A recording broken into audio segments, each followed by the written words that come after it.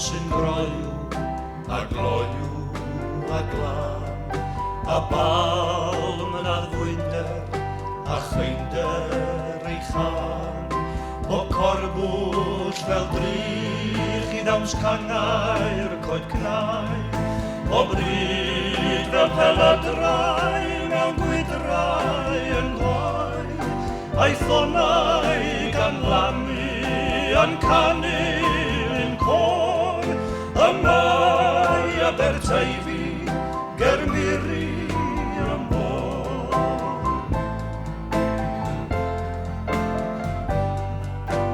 Dod o Gorscaron, a'i llarpion y llai, mae'n llamu i'w glendid, gweddnewid ar nai, ar ôl yn pasio Llanbed a theged ei ddŵr, ond Tenllan sy'n estyn ei darlun i'r dŵr, to creuad yr cennar sy'n daran drwy'r ro, ond rowch i mi Deifi Llandysyn bob tro.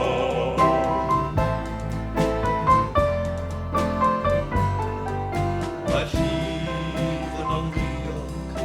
a'r dolydd yn las, a'r brithill, a'r siwyn, a'r safon yn fras, a dau o'n weirwyr heb ofal i sgen, yn disgyn i'r afon o blas i'r Fachwen, a thoc i'r cochbonddu yn llamu neu lli, rhowch Deifi Llandysyn i Wilbert a mi.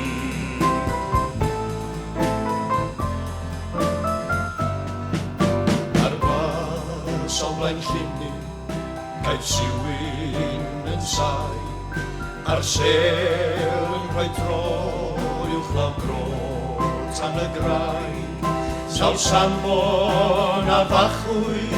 chwaraewyd i'r bwyd, yn Ffedor Pwll Henry,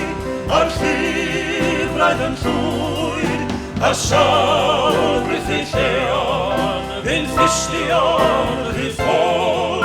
a chrych y cyflychwr, ar ddŵr Pwll y Ddor.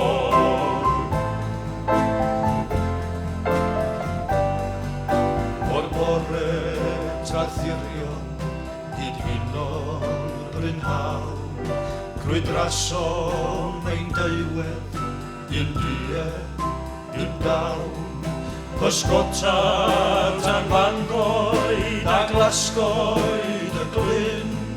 a dal i bysgota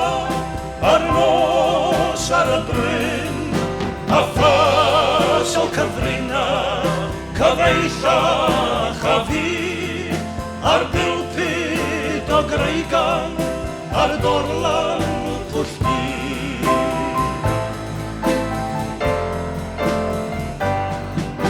Yn hyddai genweirig, caredig dy ryw, faint gawn i'n dau eto o haglau i fyw, os fyddi dy hunan wrth bwll, i'w Fachwen un noson, a chlywed swn ryw wrth ein den, a cofna y fydd yn llithro drwy'r gro, o erddi paradwys i Deifi am dro, a cofna y fydd yn llithro drwy'r gro, o erddi paradwys i Deifi am dro.